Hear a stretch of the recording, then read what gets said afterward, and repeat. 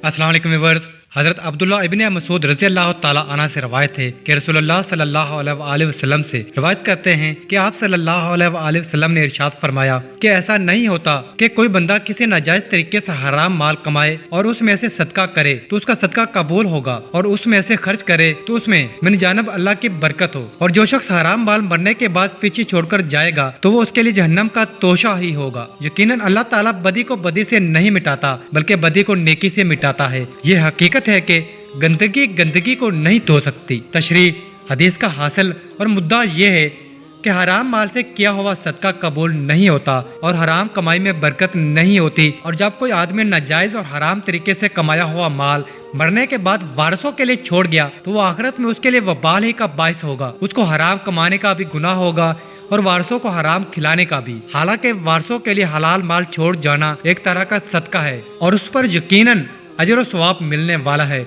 आगे जो फरमाया गया है, मैं माल हराम का सदका कबूल ना होने और मरने के बाद बाइस वबाल होने का सबब बयान फरमाया गया है। मतलब यह है कि सदका अगर सही और पाक माल से हो तो वो गुनाहों का कुफारा और मगफरत का वसीला बन जाता है, लेकिन अगर हराम और नापाक माल से सदका किया गया तो निजस और नापाक है। वो गुनाहों की गंदगी को धोने की और गुनाहों का कफारा और मगफरत का वसीला बनने की सलाहियत नहीं रखता। जिस तरह गंदे और नापाक पानी से नापाक कपड़ा पाक साफ नहीं किया जा सकता।